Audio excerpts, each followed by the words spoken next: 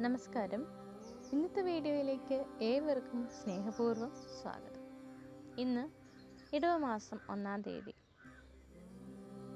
ഇടവം 1-ന് ശേഷം ഗജകേസരി യോഗമുള്ള കുറച്ച് നാളുകാരുണ്ട്. ആ നക്ഷത്രങ്ങളെ പറ്റിയുള്ളതാണ് ഇന്നത്തെ വീഡിയോ. ഏവരെയും സർവേശ്വരൻ അനുഗ്രഹിക്കട്ടെ എന്ന പ്രാർത്ഥനയോടെ ഇന്നത്തെ വീഡിയോയിലേക്ക് നമുക്ക് പോകാം. നമുക്കറിയാം, ചില നാളുകാർ കുറച്ച് കാലങ്ങളായിട്ട് വളരെയധികം കഷ്ടതകളിൽ അനുഭവിച്ചുകൊണ്ടിരുന്നവരാണ്. അവർക്കൊക്കെയും ഇനി മുതലുള്ള കുറച്ച് കാലത്തേക്ക് വളരെ ഭാഗ്യം വരുന്നതാണ്. ഇത്രയും നാളും അനുഭവിച്ച കഷ്ടതകൾക്കും ദുരിതങ്ങൾക്കും എല്ലാം ഒടുവിൽ നല്ലൊരു കാലത്തിലേക്ക് വരികയാണ് ആ നാളുകാർ. കുറ്റപ്പെടുത്തലുകളും സങ്കടങ്ങളും ഒറ്റപ്പെടുത്തലുകളും എല്ലാം അനുഭവിച്ച് ഒടുവിൽ ഇതാ അവർ അവരുടേതായ നല്ല കാലത്തിലേക്ക് പോവുകയാണ്. പണം കൊണ്ടും മറ്റുള്ളവരിൽ നിന്ന് ഉള്ള ഒറ്റപ്പെടുത്തൽ കൊണ്ടും ഒരുപാട് അവർ ബുദ്ധിമുട്ടിയിട്ടുണ്ടാവും. പണമില്ലാത്തത് കൊണ്ട് മറ്റുള്ളവരുടെ മുമ്പിൽ താഴ്ന്നു നിൽക്കേണ്ടി വന്നിട്ടുണ്ടാകാം. നല്ലൊരു കാലമില്ലാത്തത് കൊണ്ട് തന്നെ മനസ്സുകൊണ്ട് വളരെയധികം ബുദ്ധിമുട്ട് അനുഭവിച്ചിട്ടുണ്ടാകാം. അതിൽ നിന്നെല്ലാം ഭഗവാന്റെ അനുഗ്രഹം കൊണ്ട് നിങ്ങൾക്ക് മാറ്റം വരാൻ പോവുകയാണ്. ആ നക്ഷത്രങ്ങൾ ഏതൊക്കെയാണെന്ന് നമുക്ക് നോക്കാം. ആദ്യത്തെ നക്ഷത്രം എന്ന് പറയുന്നത് ചോതിയാണ്. ചോതി നക്ഷത്രക്കാർ ഇത്രയും കാലം അനുഭവിച്ചുകൊണ്ടിരുന്ന എല്ലാ കഷ്ടതകളിൽ നിന്നും മാറ്റം വരുന്ന ഒരു സമയമാണ്. രണ്ടാമത്തെ നക്ഷത്രം ചിത്തിരയാണ്. ചിത്തിര നാളുകാർക്ക് ഇത്രയും കാലം എന്തൊക്കെയാണ് അനുഭവിച്ചതെന്ന് ചിത്തിര നാളുകാർക്ക് പോലും അറിയില്ല. അത്രത്തോളം അതുങ്ങൾ അനുഭവിച്ചു കഴിഞ്ഞു.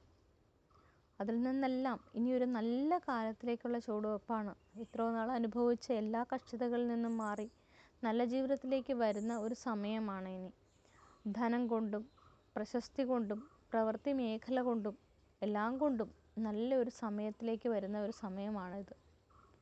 നിങ്ങൾക്ക് ആശ്വസിക്കാം, ഇനിയെങ്കിലും നിങ്ങൾക്ക് നല്ല കാലമുണ്ടല്ലോ എന്ന്. അടുത്തത് വിശാഖ നക്ഷത്രമാണ്.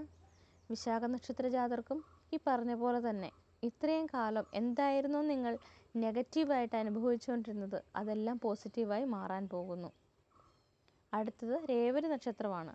രേവതി നക്ഷത്രക്കാർക്ക് ഇത്രയും കഷ്ടപ്പാട് അനുഭവിച്ച ഒരു നാളുകാർ വേറെ ഇല്ല എന്ന് തന്നെ പറയാം അല്ലേ. ഒരുപാട് കഷ്ടതകൾ അനുഭവിച്ചു. ഇനി ഒരിക്കലും ആ ഒരു കഷ്ടതകളിലേക്ക് പോകരുതെന്ന് നിങ്ങൾ ആഗ്രഹിക്കുന്നുമുണ്ട്. ഒരിക്കലും ഇനി പോകേണ്ടി വരില്ല. നല്ല കാലത്തിലേക്കാണ് നിങ്ങളുടെ പോക്ക്. അടുത്തത് മകയിര നക്ഷത്രമാണ്. മകയിര നക്ഷത്ര ജാതർക്കും എല്ലാം കൊണ്ടും നല്ലൊരു സമയമാണ്. അടുത്തത് ചതയ നക്ഷത്ര ജാതരാണ്. ചതയ നക്ഷത്രക്കാർക്ക് പ്രവൃത്തി മേഖല കൊണ്ടും സാമ്പത്തികമായും അഭിവൃദ്ധി ഉണ്ടാകുന്ന ഒരു കാലമാണ്. വിദ്യാഭ്യാസപരമായി കുട്ടികൾക്കാണെങ്കിലും നല്ല ഒരു സമയമാണ്.